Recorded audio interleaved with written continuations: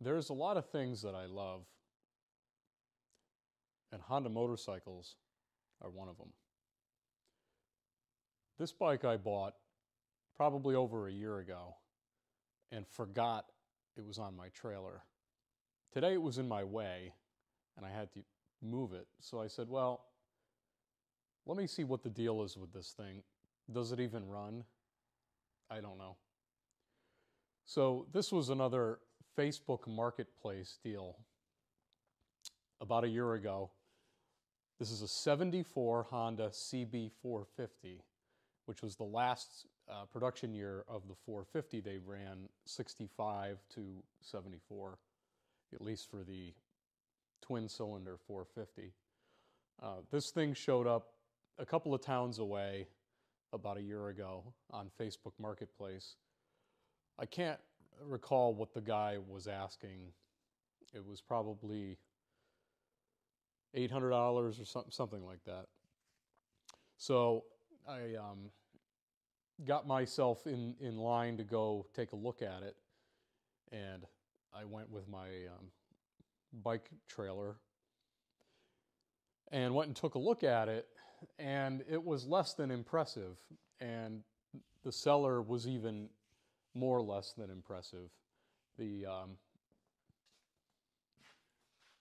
bike had been sitting for an unknown length of time. It was filthy.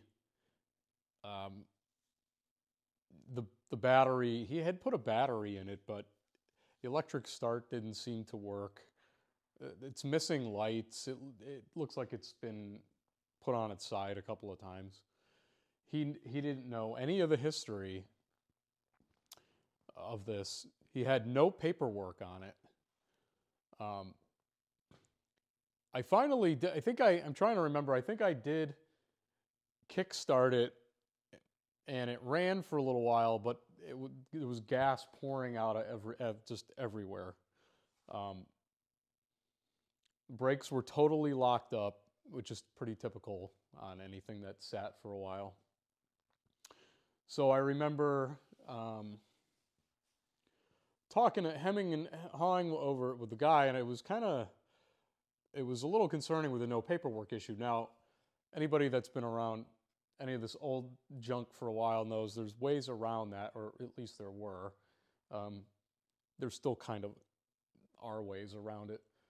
But, you know, him knowing nothing about it, I was kind of wondering, is, he even supposed to be selling this? Is it his? Whatever.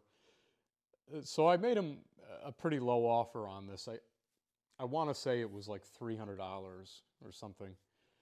And, he's hemming and hawing and this, that, and the other thing, and he has to get somebody on the phone.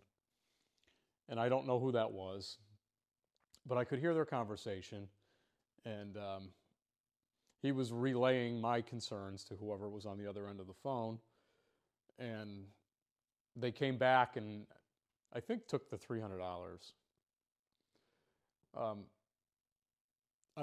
If I was going to sell parts off of it, this unripped seat is probably a $200 item. But the best of all, the exhaust on this is spotless, which is rare on any 70s and even into the 80s Hondas. They all rotted from the inside out. They're tough to get replacements for. Some of the Honda models you can't find the pipes for. But this one had good pipes. It's just got some cosmetic challenges and unknown mechanical condition. But at any rate, I got it off the trailer about 2 months ago and stuffed it in the shop here. It was in the back corner and it was in the way. So I said, well, let me do something with this today. So I put it on a trickle charger, and the battery did take a charge. I didn't film a lot of tinkering with it because I wasn't planning to really make a video on this thing yet, but what I did do was take the tank off and I flushed it just with hot water and kerosene, and really didn't get a lot. Just some rust chunks came out of it. And I took the petcock apart. It's going to need a rebuild kit because it's leaking. There's a couple of rubber seals in there that go bad. So I'm getting, a lot of gas leaking out of the petcock. The right-hand carburetor has no needle valve in it at all. It totally overflows all over the place. And the main jet on the left carburetor is clogged. So they need a rebuild. I have kits for that elsewhere. And I'm missing the left side cover. Not that that has anything to do with it running. So I did get it to come to life, just off some starting fluid here and there. I could crank it now. It'll pop a little. It's nothing too exciting.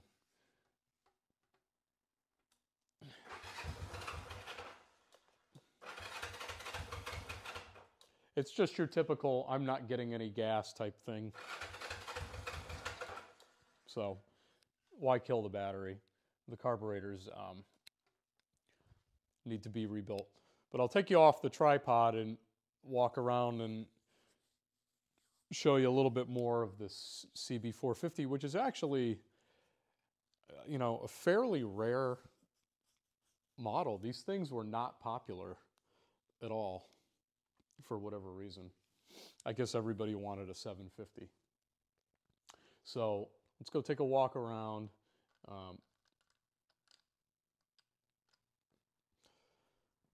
Give you the overview. The tank, and then I'll give you an interesting paperwork story.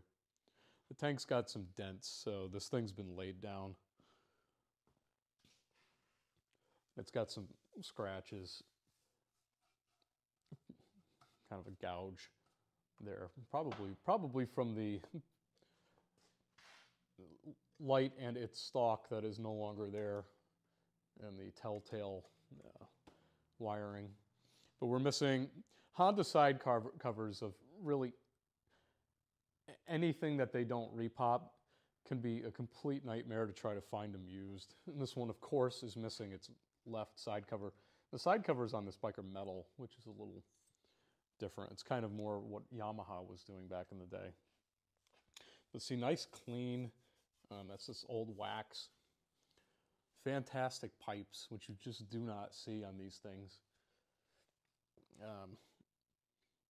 With only 11,630 miles, I guess that's not, impossible.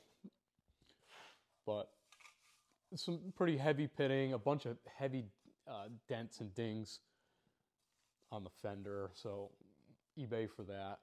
The wheel should clean up. These tires are absolutely, at least that front one is original. I think the back one's newer. It needs both its front turn signals. Who knows where they went? The speedometer cable is missing, so I guess in theory the mileage could be off, but it looks like it broke down there, so somebody took it off. Can't imagine they rode it much after that. And your frame, the frame's got some missing paint, surface rust, but that's really easy to touch up with flat black and a throwaway foam brush. If you just scuff this up with a red Scotch-Brite and hit that with flat black or semi-gloss if you're adventurous, and a disposable brush, it blends right in. And you can go crazy and take stuff off and paint the whole thing, but I mean, at the end of the day, it was a $300 motorcycle. The kickstart works. The oil in there was clean. I checked that earlier. So, it's probably just going to be a carburetor overhaul and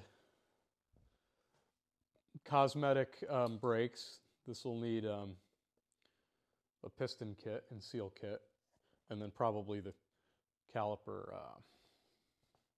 I think with 11, we need pads. The outer pad is worn. So it needs some stuff, but a lot of that stuff I have in stock already. We're not going to pump all kinds of money into this thing. But when it's all done and running and rideable, it'll be a nice little bike to tool around in, or just one that I just keep in the hoard here at the shop. But so far it looks like a deal. You can find some deals. Oh, and the paperwork issue. Let me get the key back out. So part of the reason I didn't do anything with it for a while was promptly after forgetting that I even had it. So I didn't need to use the trailer for months and months and months and months, I guess close to a year, until it was time to evict this bike off of that trailer. But most bikes have, and I saw this just the other day, most of these older bikes, and this is going to be a two-handed operation, had a plastic compartment underneath the seat or somewhere, a toolbox, somewhere that you could stash your insurance card and the registration. Well, in that compartment were prior registrations, which here in Connecticut is what you need along with bill of sale from a prior owner to register it. And that they were in there. So, for a split second I felt bad because I busted the guy's balls about no paperwork, but he didn't check and I didn't think to check in there either, and he had no idea what he was even doing, so it is what it is. But that's kind of it, for this video. Just a quick little overview of this thing. I'll do a cosmetic restoration on it, get it running properly with rebuilt carburetors. I do have the air boxes. I just gotta remember where I put them. He had them off and gave them to me separately for whatever the reason was. So I have those. I just have to recall where I put them. You don't want to, on these Hondas 70s, 80s, a lot of people like to run pod filters. The carburetors don't run right with those 90% of the time. They were jetted and designed for the restrictive nature of those air boxes. So, unless you put bigger main jets or drill the main jets out, pods are going to give you lean running and popping on deceleration, and just you sound like a fool going down a hill. So stock air boxes on these are really our best. But that's it. That's the deal of the forgotten, at least by me, 74 CB450. And this is a K7. So if you're familiar much with Hondas, they had at least from the CB750 lineage, the K model, which for a while it kind of lined up with the production year. So like the K0 CB750 was like 1970, and then the K1 was 71, and so on up the chain till they sort of ran out of numbers, and it kind of got out of sync. But this made it to K7, which was the last run of these for the 74 model year. And I think this one, it's probably impossible to see it on the, no, you can't see it on the tag there, but this was made October of 73, so it was sold as a 74 and final model year edition. So that's it. So I guess the moral of the story is, don't pass these things up or be afraid of buying an older Japanese motorcycle or even Harley Davidson. You know, I mean, I don't discriminate. We've got all that stuff here. So just because somebody can't figure out what they have or get it to run and just gives up on it, you know, it could be an excellent opportunity for you. But that's all I got for today, and thanks for watching, and I'll catch you on the next one.